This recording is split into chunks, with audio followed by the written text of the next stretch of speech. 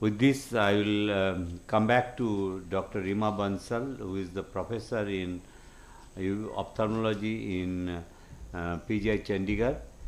She would be talking on proteomics in uveitis. It's a very new area. She has done an extensive work, research work on proteomics in uveitis.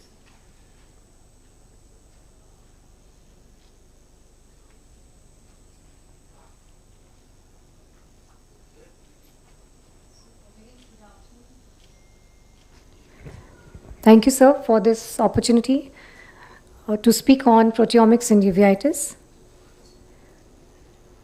So, proteomics, it's a high throughput technology and a very powerful screening tool for biomarkers in various diseases. And this term was coined by Wilkins in 1996.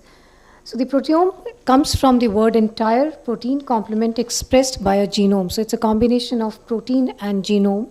And it includes large-scale analysis of proteins in a cell, tissue, or whole organism, and it identifies proteins by mass spectrometry. Just in brief, the proteins undergo digestion, and we get peptides after the digestion of the proteins. When these peptides are ionized in mass spectrometry, they break into fragments, they get isolated, they get ionized, and then they get picked up and undergo mass analysis for their identification.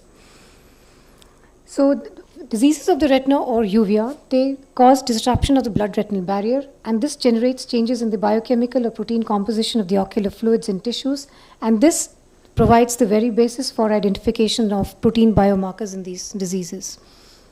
So these proteins determine the state of a cell, and we have a huge catalog of proteins in the normal human vitreous. So coming to the use of proteomics in uveitis, we have various ocular samples in the form of vitreous, aqueous, tears, and cornea, lens, and so on. So by and large, vitreous, aqueous, and tears have been the repositories for doing the proteomics works in uveitis. A lot has been done in the animal models regarding proteomics in uveitis, and after this extensive work, now we have publications coming up from in various autoimmune diseases in proteomics. So coming to them, one of the major autoimmune disease where not really a lot of proteomics, but significant amount of proteomics work has been done is Behçet's disease. And this is one work where serum samples were collected from Behçet's disease patients, VKH patients, and healthy controls. And using the proteomic fingerprint technology, a diagnostic model was constructed to differentiate the Behçet's disease patients from the non-Behçet's disease patients. Another study on Behçet's disease where 20 candidate autoantigens were significantly found to be associated with Behçet's disease, and the controls included the other diseases like Takayasu arthritis, Sjogren's syndrome, ANCA-associated vasculitis, and healthy controls. The protein CTDP1 was validated as a Behçet's disease specific autoantigen, and this anti-CTDP1 antibody was found to be serving as a novel autoantibody for detection of Behçet's disease.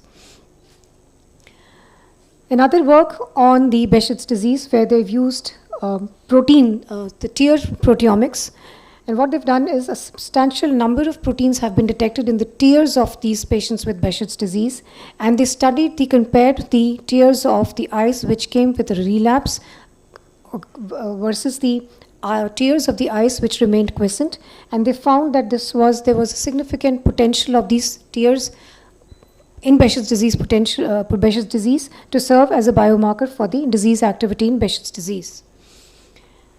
GIA-associated uveitis is another autoimmune disease where proteomics is evolving.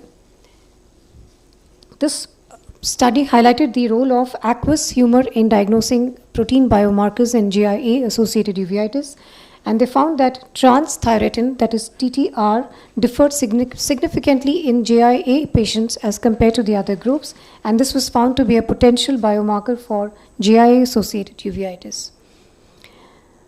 The serum from 3 groups of patients, including GIA uveitis, GIA non-uveitis, and healthy controls, was incubated with the porcine iris, ciliary body, and retina tissues, and the relative binding of the sera with the iris tissue was significantly higher in GIA uveitis eyes as compared to the non-uveitis eyes or controls. And since iris is the major site of inflammation in GIA uveitis, this study further gave evidence that autoantibodies may be involved in GIA immunopathology. Tears again were used in GIA-associated uveitis, and they contain similar cytokine profiles to the aqueous humor in children with these chronic anterior uveitis, and this was found to be associated with the inflammatory arthritis.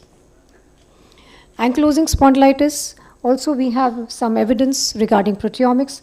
These have increased levels of anti-PFD-N5 antibodies, which has a protective role against cell death in uveitis. Acute anterior uveitis. In patients with unilateral acute anterior uveitis, detectable changes were found in the ipsilateral tear fluid proteomics, and the 2 proteins were significantly found. One was increased, one was decreased in tears from the disease eye compared to the healthy eyes. So inflammation, and this further doing the ingenuity pathway analysis, these LXR and RXR pathways were identified.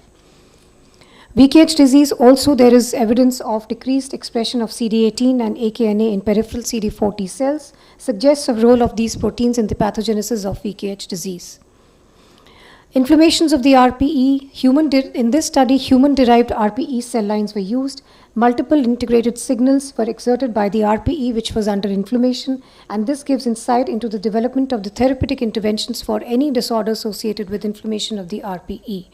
So we have our experience in TB uveitis, and just a brief input on that. We subjected the vitreous samples of TB uveitis versus non-TB uveitis patients to proteomics. We found there were 58 differentially expressed proteins in these patients of TB uveitis, out of which 21 were upregulated and 37 downregulated. So this study provided us a baseline to explore vitreous biomarkers for ocular TB, and certain pathways we identify which were found to be upregulated, and certain pathways we found to be downregulated as compared to the non-TB uveitis group. So coming to the clinical applications, why proteomics is important? A lot of clinical applications are emerging regarding the use of proteomics in clinical practice in terms of personalized medicine. I'll not go into the details, but these are some of the examples where people have used the proteomics to recognize some of the entities that were not clinically identifiable, like a case of autoimmune retinopathy, and in a case of sarcoid uveitis, when you have to differentiate it from TB uveitis, and also differentiation of Behçet's disease from other autoimmune diseases. Work has been done in eyes with PVRL, and CD70 was found as a potential novel biomarker. So just to read the role of protein biomarkers in uveitis, this reference can be used for more further reading. Thank you very much for this talk. Thank you. Thank you, Dr. Reema, elucidating the various protein biomarkers in uveitis. I think someday it will come that with a certain protein biomarker we would be able to diagnose a particular type of uveitis, and this is really a new things which is coming up. I wanted to bring out this today's instruction course, some of the basic understanding of the